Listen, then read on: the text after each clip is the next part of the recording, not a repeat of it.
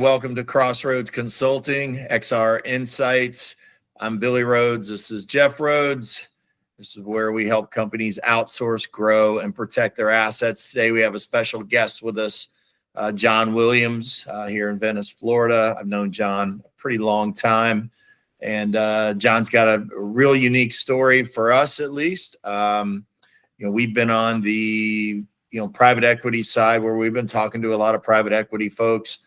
And how they go about purchasing businesses and getting them set up. And today, John's story is on the other side where he actually sold to a private equity group and it turned out fantastic. So welcome, John. We look forward to hearing your story. Yeah, thanks for having me. And, if you would just kind of share your background and give us a little insight how this all came about. Yeah. So quick background on me. After college, I was an accounting major. After college, I took a job with a publicly traded company working in corporate finance, essentially reporting to the street as part of a team. And I did that for a little while, and not kind of a special skill set for this part of the country, Sarasota County, not a lot of publicly traded companies. And it became pretty clear to me that the company that I was working for was about to undergo a pretty disruptive phase. So I had begun thinking about next steps, and of course, love this part of the country. Sarasota County is obviously beautiful, beaches, golf, fishing, you name it. So didn't want to leave. At that time, my father-in-law, future father-in-law at this point, he had a family business, a multi-generational family business. They own funeral homes, cemetery, crematories. And I had started to become pretty anchored to the area. Again, didn't want to leave, and was sharing with him my story and the kind of work I was doing and my next step, and that would likely involve possibly moving out of the area. So it was a couple of weeks after that discussion, he approached me with an opportunity to at least take a look at what he does and, how I might be able to help him. And, after really thinking that through, going from a corporate finance role to being involved with a multi-generational, funeral home family, pretty big change in careers, Sure. but felt really good about it. Obviously, he was a big part of that decision. Really get along with him, still to this day do. And that was, I'd say, early 2000s. And in 2006, my wife and I purchased the businesses, and we ran them, grew the business, ran the business for about 15 years. And at that point, our kids were all in college. It was kind of became clear through their, college experience that being that next generation, the business wasn't in the cards. It wasn't something that they were really interested in. I think, a couple of them may have told us it was plan B or plan C. Right. That's really the kind of field that if you're not really truly committed to it, it's not going to work. You got to really have a passion for it. Yeah.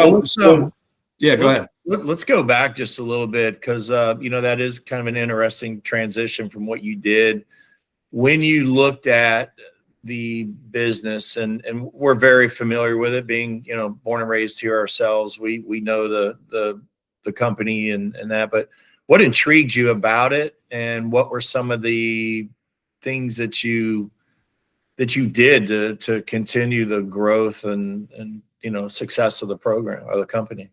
Yeah. So what intrigued me, a lot of businesses from the street, when you're just kind of looking at them and you don't know much about a particular industry or a profession, everything looks pretty simple from the street, right? But we all know every business is unique and it brings its own challenges, and certainly, funeral homes, cemetery. To me, it was really, and again, it was a really good, I think we spent a week just really going through kind of the the strengths and where the opportunities were. I kind of later learned more about, the threats that were out there. But it was complicated, heavily regulated, competitive, obviously dealing with people at a very difficult time. So there's an emotional component to it. Sure. But it was like, I would say, like every business, they're all unique, but it was really a lot of challenges, a lot of opportunities. But more than anything, it was much more complicated than I thought, which appealed to me, because I like being, challenged, and there were a lot of, I say challenges, but they were good ones. And with those come great opportunities. Yeah. Yeah. What kind of challenges would you be able to elaborate on? I mean, because you're dealing with land, dealing with real estate, both, brick and mortar, like you Right. said, people's, going through the hardest time of their life probably, and then competition. And, so we're, our market, it's definitely an older generational market, but yeah, I mean, what were some of those challenges, and how'd you work through them? I think from I would say from the funeral homes perspective, and again, we had our own crematories, which in this part of the country is definitely, in even more of this part of the state, you've got a lot of people that grew up or kind of really built a life somewhere else, and then they kind of moved to the area, and they maybe they don't have the same kind of social fabric that they had left. So it's a different type of service down here. So that, that was one thing. I think really bringing to families the value of having a service or some type of celebration of life or event, just recognizing, the life of that person. And that is, can be very difficult for people. So we leaned in a big way into training. We employed professional trainers in the profession that would fly in once a month, classroom style training, role play training. So from building the value and educating the consumer, because I've always believed like an educated consumer will always make the right decision for them, but you've got to educate them. You've got to talk to them. You got to show them the value. So we leaned a lot into training. Every business, no matter what space you're in, I think has, some price competition, if not that, justifying the value of your proposition. So again, more training on that. The cemetery, and again, the funeral home is heavily regulated, right? State of Florida, we were very active in helping people pre-arrange. That's a whole nother set of regulations, audits from the state of Florida, ensuring that those pre-arranged funds are safely tucked away for those families for their time of need. So a lot of regulation there. And then on the cemeteries, again, very interesting, lots of, construction, getting the most efficient use for the land.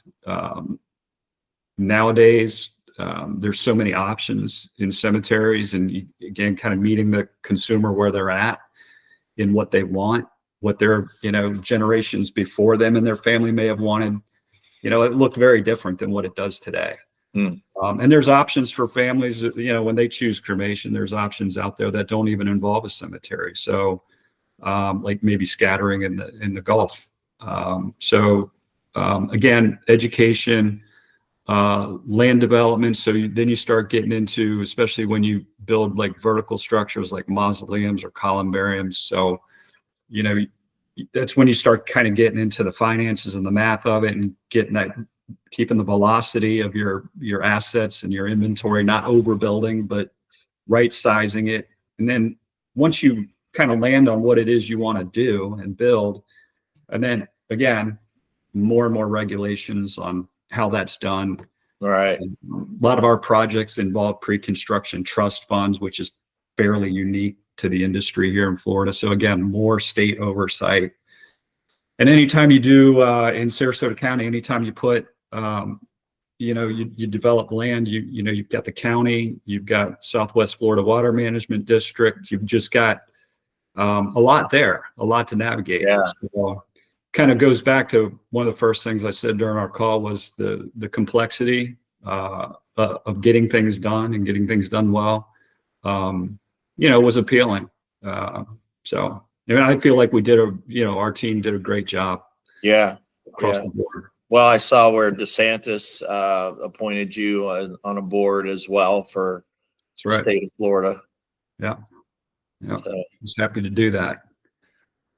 Hey, I got a question, John. With your accounting background, if we consider the financial aspects of taking over a very successful funeral home group, what were some of the financial challenges that you had to deal with? Cash flow, margins, profit, things of that nature.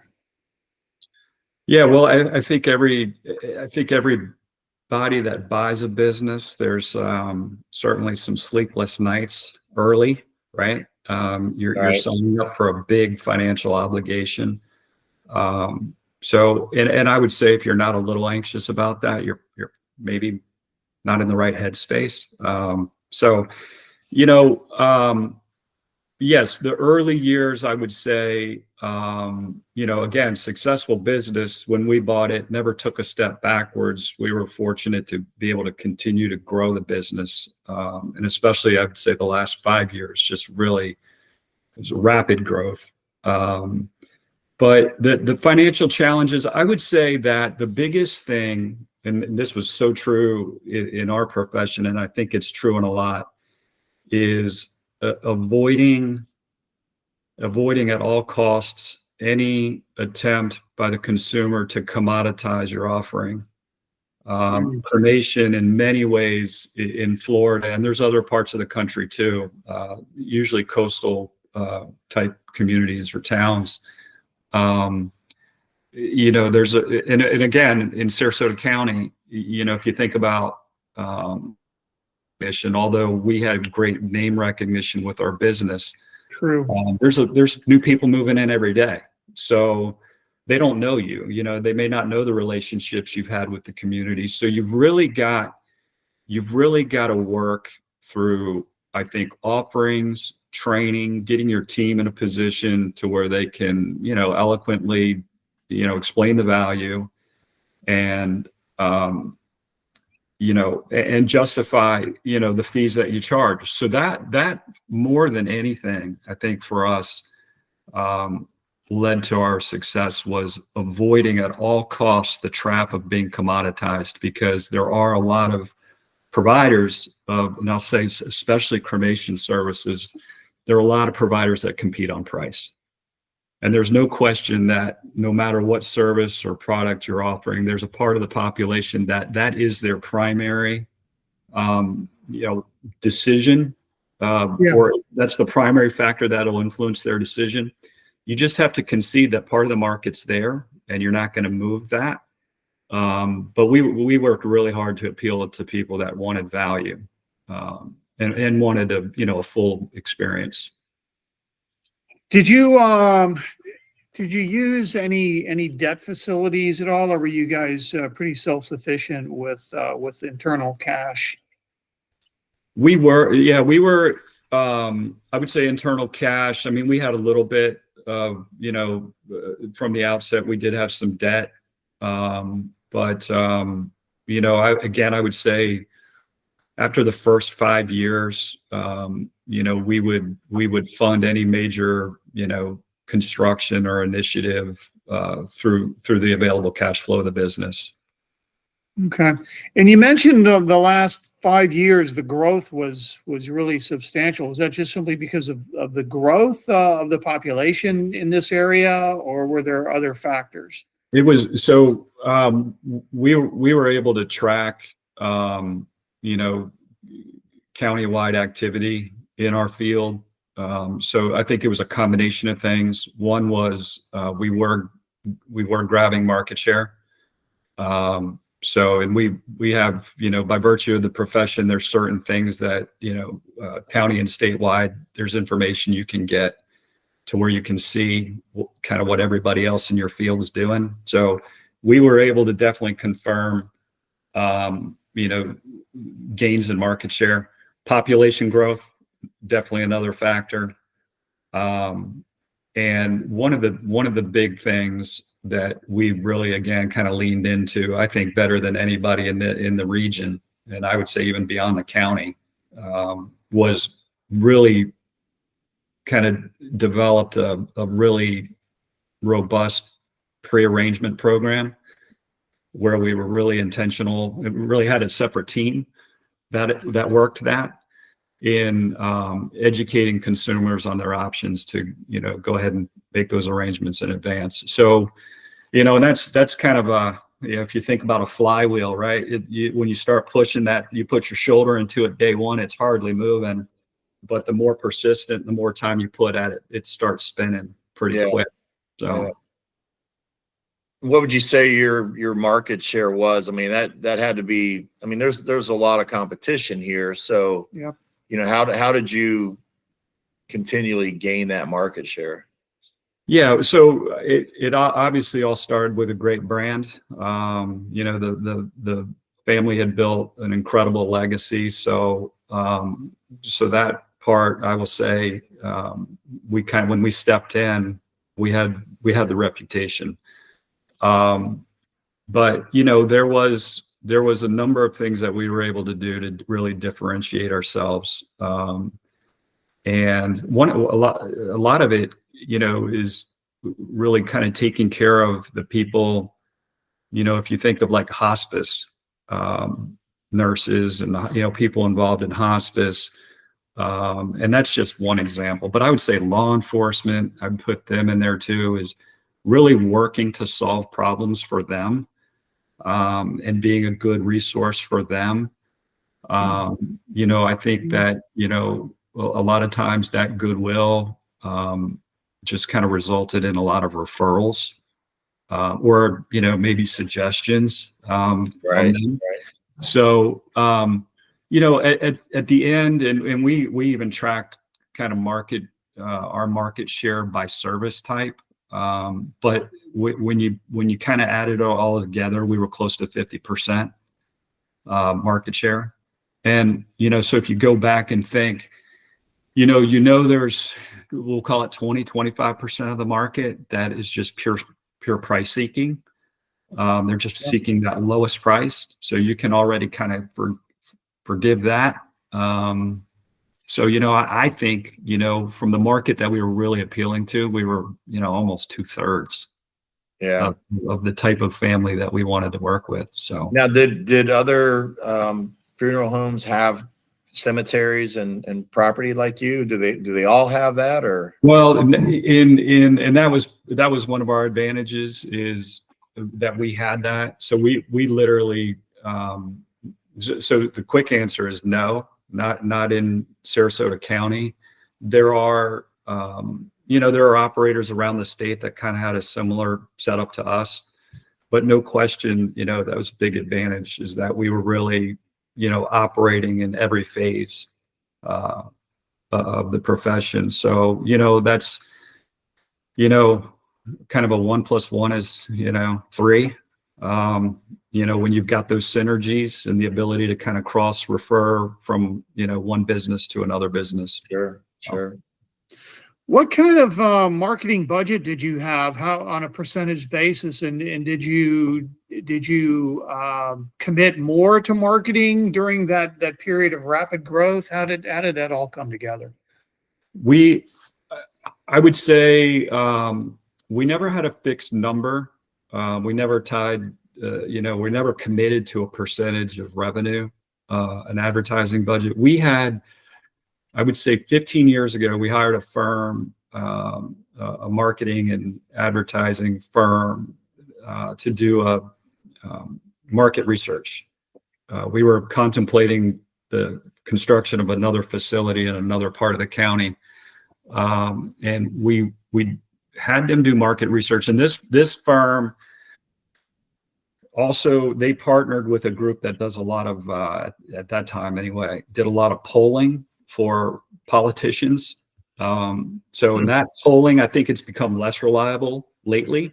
But, you go back 10, 15 years ago, that polling was really just dialed in. Yeah. So they had lists of questions that they asked. We got probably 100-page report. And at the end of all of it, they told us, and this is coming from a marketing company, they told us that in their experience, and they had done these market research projects all around the country for people, businesses like ours. And they told us at that time, you're the most overexposed, business that we've seen. Like, people know about you. So they did offer some, so there wasn't the need for this big, massive marketing program. We did pick a few little spots. We were had been involved in TV, print, billboards. We pulled everything back to TV, billboards. We dropped print, and then ultimately dropped TV. Kept billboards, but when we kind of dropped the TV, that's about the time we really just kind of started investing in the pre-arrangement program and building that team up. Gotcha. A lot of the promotion and marketing for the business, I would say the last 5 years was really driven through that pre-arrangement team and program that we had built. So you take over the company, you purchase the company, you grow it up, you do the things that you want to do with it. What was the aha moment to say, now's the time maybe to get out? Yeah. That's a great question, and that's a tough question. I think that everybody that is contemplating it kind of has to wrestle with. And the more I've thought about it, there's kind of two areas, right? You've got the head part, which is the value of the business, if you will, maybe structure, deal structure, non-competes, consulting agreements, not necessarily all those things that we were really thinking of at the time, but certainly as we went through that process, those are the kind of things you really had to wrestle with. But there's the head stuff, and then there's the heart. Well, there's the multi-generational family business, Yeah. And that's the heart, that's, you're young, right? Yeah. You're young. Yeah. I mean, yeah, youngish. We were, it is a demanding, field, and we had a great team. We had, I think at the time that we had partnered up, we had 35 employees. Maybe part of the reason why I feel like we had the success, but also part of the reason why maybe we, started kind of burning out maybe just a little bit was we were involved. If we were on vacations, we had our laptops, we were a phone call away. And you do that for a long enough period of time. Oh yeah. You start looking for the next generation, right? And that goes back to what I was saying earlier. Our kids were just interested in different things. Yeah, which is great. And we never really took the position like, hey, this is something you need to do or have to do, or we kind of let them come to that conclusion on their own. Yeah. So from that perspective, the timing worked out really well. But when you start talking about that heart stuff, again, 4 generations of family doing this, that was tough. Very tough. Yeah. So now, did you go out and get the company valued by a company? Did you kind of do that with your background? How did you do it? Yeah, so we had a sense of that ourselves, but there's in our field there's a handful of national players, if you will, that work on business consulting, valuation, and we felt really comfortable with all that, and we were very active nationally in different associations, and I was part of some industry study groups where those groups are able to just really kind of talk shop in a very unguarded way, and Right. yeah, so we felt comfortable from that piece, and we did know of, I would say there was probably 5 operators around the country that we felt would be a good match, and through process of elimination, we whittled it down, and but yeah, so it's a pretty small group, but when you think of the value, we felt from just general exposure and networking with others around the country, maybe some had been through the process, we really had a good sense of where things were at. Yeah. So, Yeah. In these interviews that we've been having with these investment bankers and private equity folks, they say that one of the early or biggest mistakes that businesses make is they go off of cash accounting versus accrual accounting. And they talk about the importance of having the accrual accounting process for these acquisitions. Did you see, how did you all do it? Yeah, we were definitely accrual based. Okay. Yeah, we were our well, and our and I know we're going to talk about this a little bit later, but certainly through my recent working with smaller businesses that are looking to sell, and if there's one thing that I think most small businesses have to do is clean up their books. Absolutely. Without that, there's just, without good, strong, clean books, there's just an automatic, I think, little dent to trust. Like, what am I looking at? How reliable is this? But accrual accounting, in my opinion, cash is great if you're, really small business and you just don't have the time or expertise to flip that to accrual based accounting. But that's what gives you the best true picture of the business, is accrual accounting, in my opinion, because cash, you can start pushing maybe something off to the following year, the payment is. So yeah, accrual, I agree with those guys. That's definitely, in my opinion, the right way to, the best way to get a true picture of how a business is doing. So how did this process take place? You through your networking and your associations nationwide, you came up with, a small group of folks you wanted to, kind of talk to purchase your company per se. But Right. how did the process go? Did you reach out to them? Did they reach out to you? How long did it take? Just kind of take us through that. So the company that we ultimately worked with, I knew the folks that had started that company, so very familiar. You're talking about a private equity firm? They weren't private equity at the time, so they started the company, and then they were bought by this private equity group. So then their leadership remained involved to some extent. So I was very familiar with their origin story, and a lot of the players, the executives that were involved in operating the company. So I liked in fact, I spent a lot of time with them on a couple projects and just really had a good sense of trust with them. And then, there was one individual whose role with their company was to seek out potential acquisition targets, and somebody I know very well, and suggested a meeting. And we met, and again, continued to have a great feel about it, and began the process. So this was kind of like an add-on. You guys were like an add-on to an existing portfolio. That's right. Yes. Okay. So they were acquiring, correct. They were acquiring businesses, East Coast to West Coast, from, Portland, Seattle, down to Southwest Florida and Wow. everywhere. Interesting. Yeah.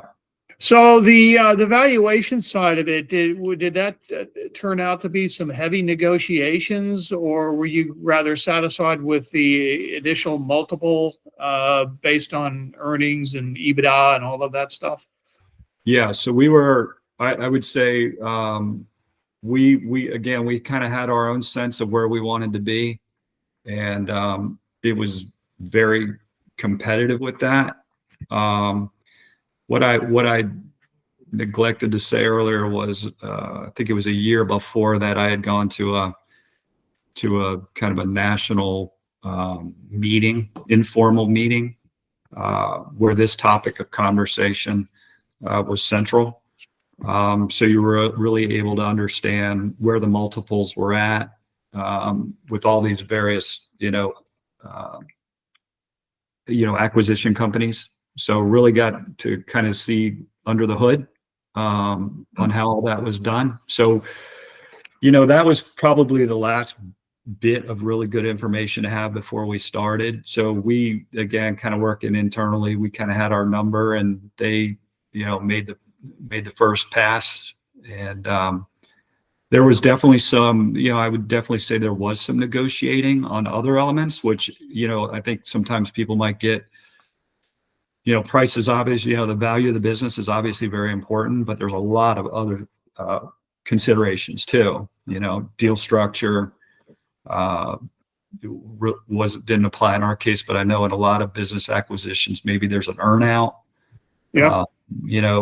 non-compete allocation, structure, term length, et cetera. So there's the value, but then there's everything else.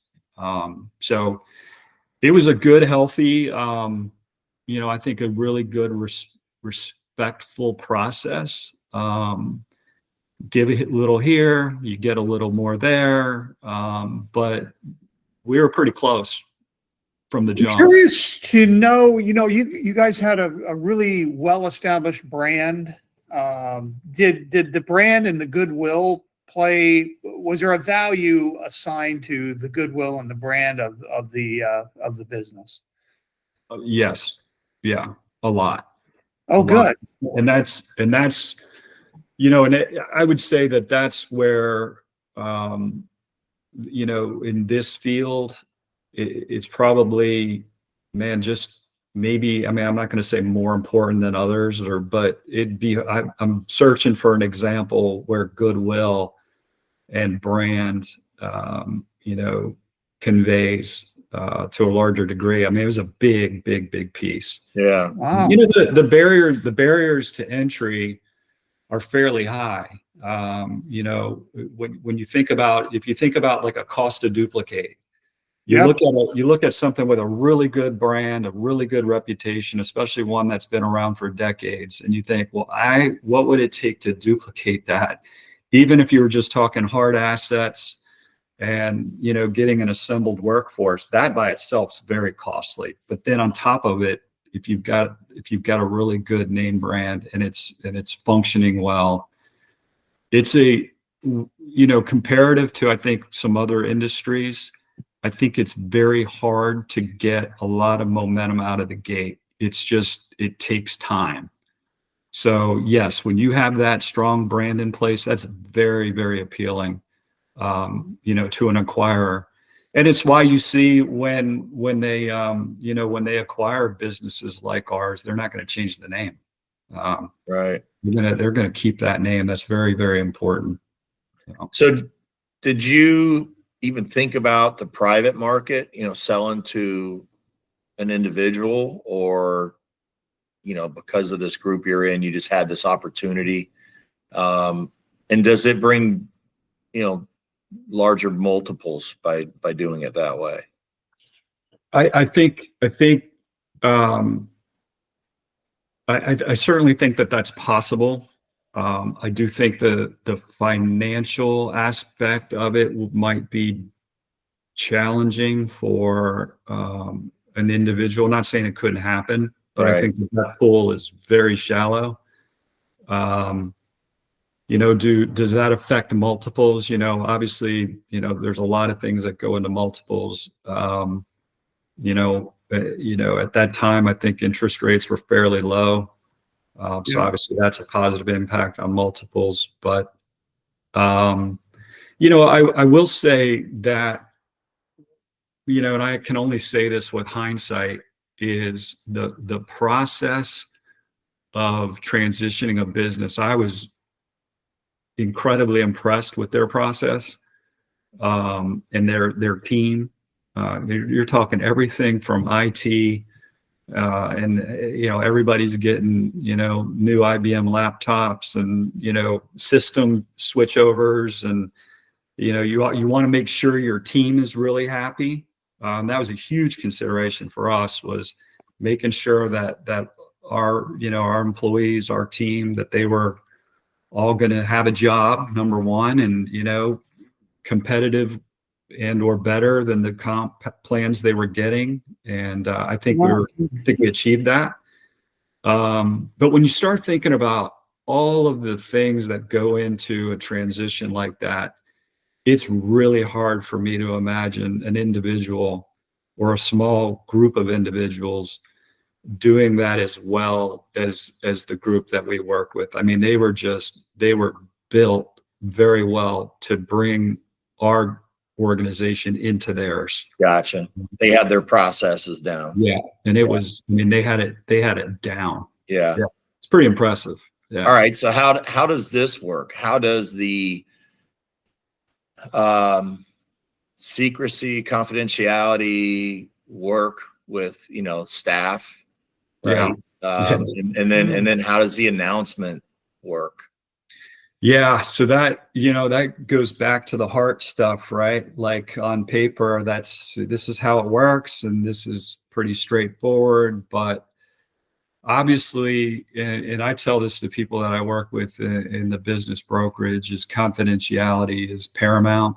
When you start thinking about, expanding that tight circle of people in the know, it's just more opportunities for something to be said. And, I think everybody kind of has to work through that and do it their own way. But the biggest caution I would give to somebody is, until the transaction's complete, you kind of got to think like maybe it won't happen, right? So if you start letting that, percolate through the community, yeah, it could be super disruptive to the business, to your team, because now your team's like wondering, okay, how long is this going to be a thing? When, maybe this one didn't work out, but obviously they've got their eye toward the door. So what's that mean for me? Right. At the end of the day, everybody wants to know that they're going to be taken care of and they've got, consistent opportunities. So for that reason, I mean, my encouragement to everybody would be to keep the circle as close and tight as possible. Because, I mean, sometimes it doesn't work out.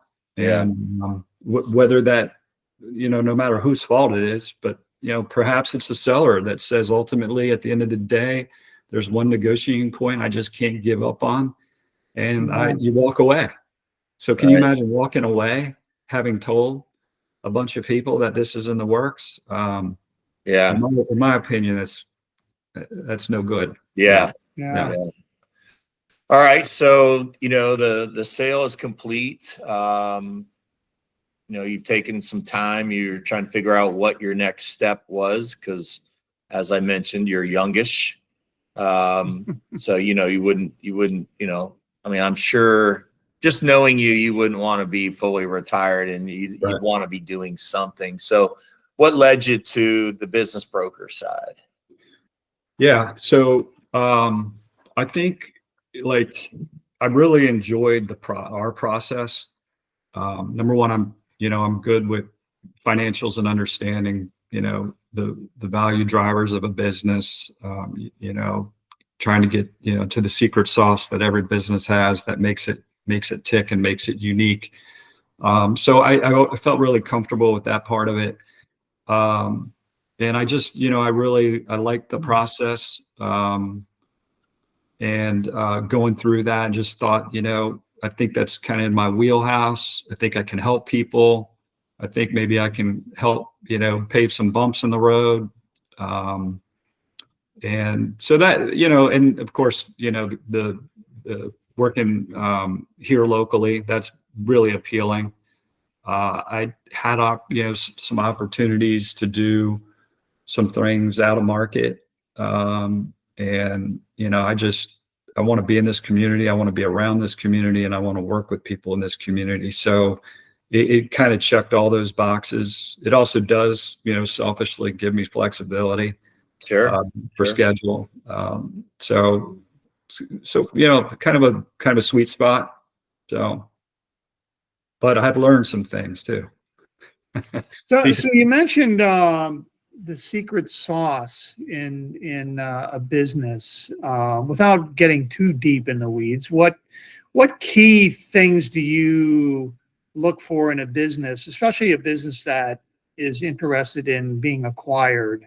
Obviously, there's a lot of things from a financial perspective that go into that, but building a business, there's some fundamentals, and I'm intrigued by what you mentioned on the secret sauce side. If you don't mind expanding on that a little bit, because that's going to help a business get to that transaction point. They may not be ready now, right? They may not have enough secret sauce. Right. Yeah. So, setting out, if you think about businesses where maybe the owner works, 100% in it and almost no time on it, versus, a little bit of mixture. And then you get some owners that spend most, if not all their time actually working on it as opposed to in it. So, obviously the less a business owner is involved in the day-to-day operations or management of the business, now you've really got enterprise value. You've got something that is, I think, very appealing to a larger acquirer. But to the secret sauce, it's a lot of things. I mean, it's all competitive advantages. I would say from an acquirer's perspective, again, setting aside all of the math, the financials, what's that assembled workforce look like, especially if it's a larger organization, what's that assembled workforce? Who are the key members of that team? What's their background? What's their potential, right? Because, some acquirers are looking for that, that next generation of managers. So, what's the appetite for training of that workforce? Your team, or have they been through any type of formal training? So what's their tolerance for training? Right. What's their tolerance in some ways for, just to be blunt, being held accountable? Is this an organization that holds their team accountable? The objectives are clear, the tools are there. They've got all the everything at their disposal to win. And are they winning? So, because a lot of times you got to look in the mirror, because a lot of business owners, it's, they may complain about somebody on their team. Well, yeah, I think you got to look at yourself first. Say, am I really setting this person up or this team up to succeed? Because I think it's obviously a shared responsibility. Sure. You had something you wanted to. Yeah. So part of it too is customer base, right? We've seen situations where there's an overemphasis on one particular customer. That customer might be worth 50% of the revenue. So when you're consulting with a business, that's got to be a topic, and then also how to diversify your customer base, because I'm sure the acquirer is going to be looking at that as well. Absolutely. Yeah, the more concentrated, your business is in one or a handful of other businesses or individuals. Yeah, so you think about those threats, right? So here you've got a business, it's valued at X, and it's really concentrated. Like, let's use the construction industry. If you're in a field and you're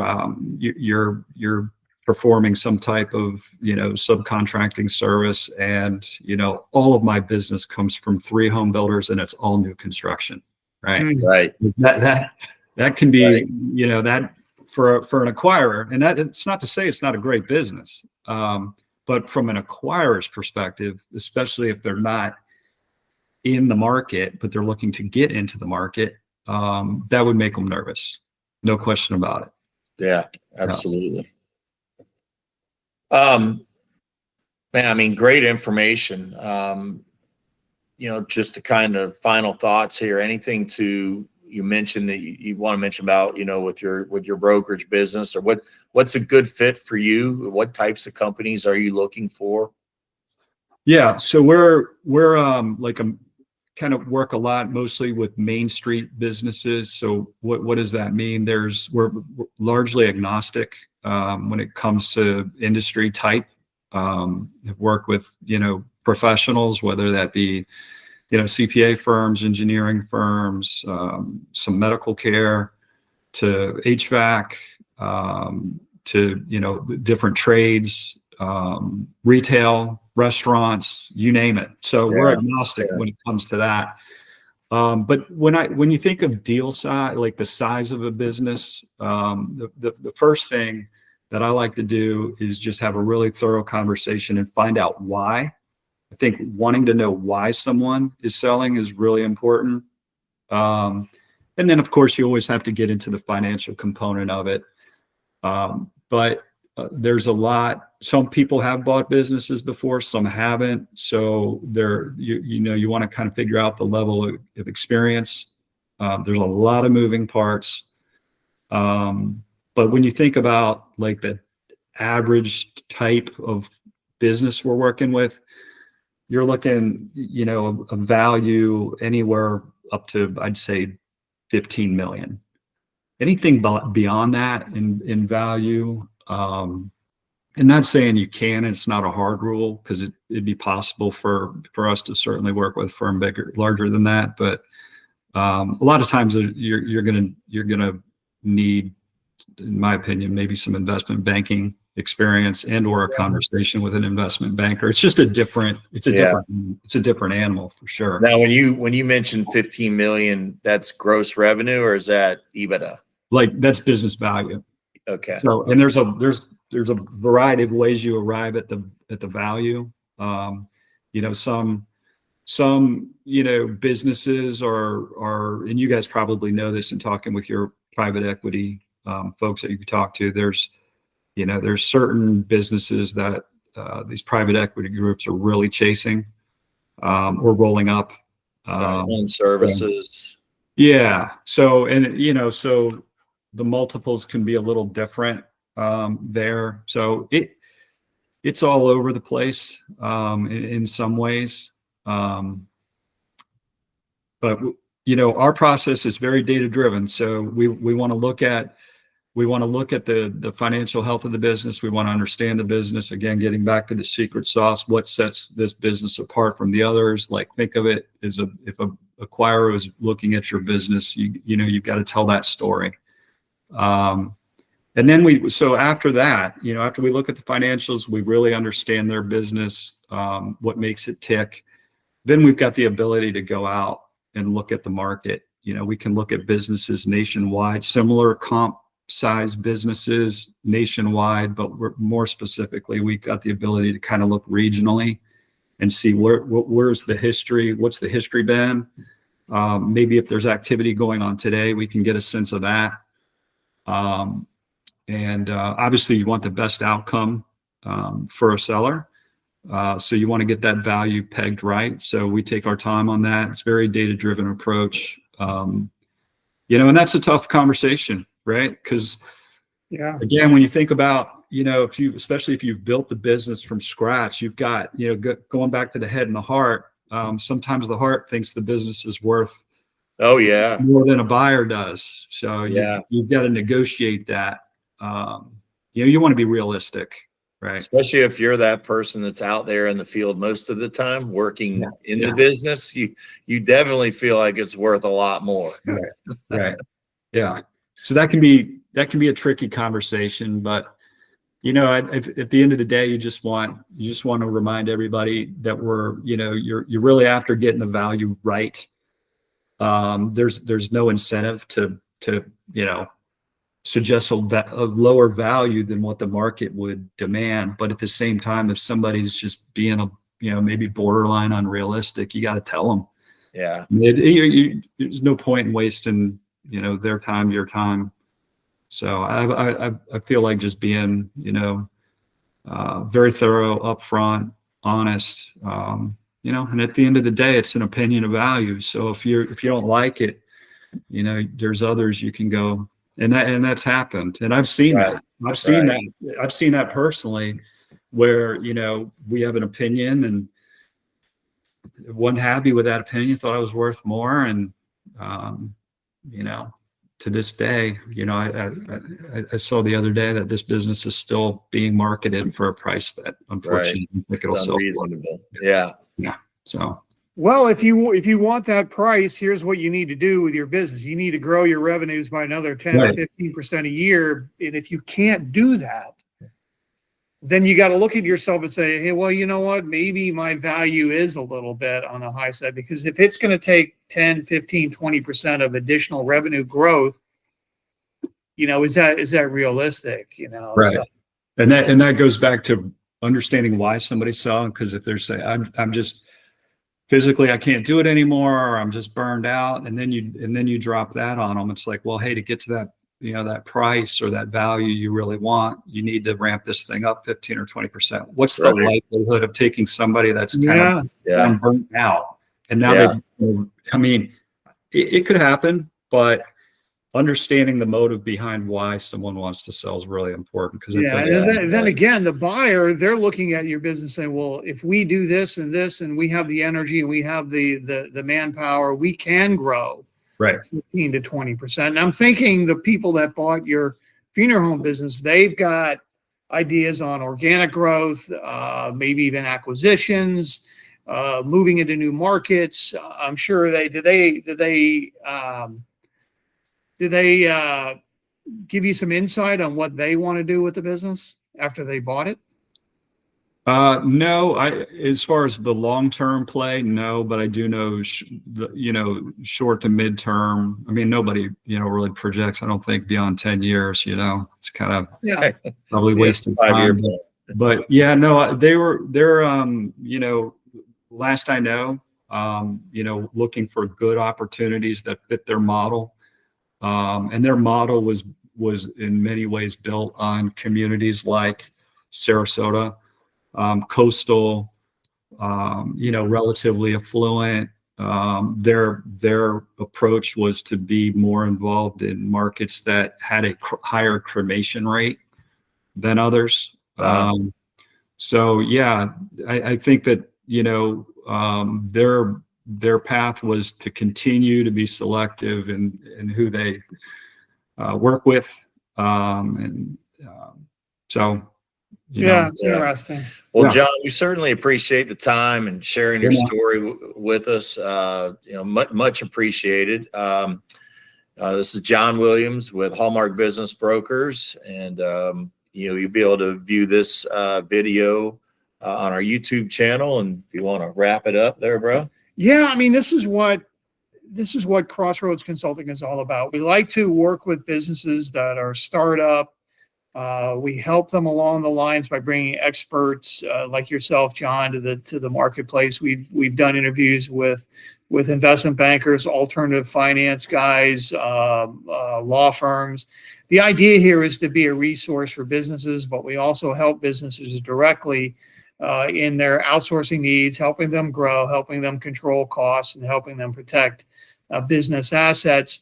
It's a continuous opportunity for us to bring expertise to the YouTube, to the web, for business owners or trusted advisors to help them find new ways of increasing the value of their business. So yeah, I found this to be a really great interview because of the insight. Somebody like yourself that actually went through the sale of a very successful family-owned multi-generation business. Thank you, John. All right. Yeah, thanks for having me, guys. Appreciate it. Once again, we are Crossroads Consulting. I'm Jeff. He's Billy. We're available to talk to you about any issues that come up with regards to your business. Our business model is to help you find solutions. There's no cost, there's no obligation to talk to us. You've seen some of the interviews that we've done. We have a lot of resources that we can bring to the table. We welcome you the opportunity to talk to you about your business and some of the challenges that you're facing now. We'll do our best to find the solutions. Again, there's no cost, no obligation.